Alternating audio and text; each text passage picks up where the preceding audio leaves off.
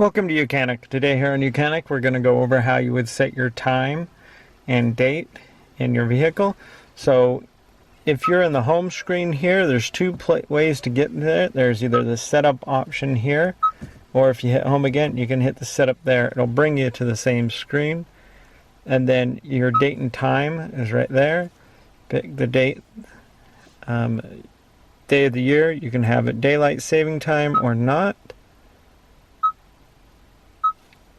and that will change this time. And then you can also set it to be in 24-hour or not, but set your time to which time you would like it to be. AM, PM, same concept.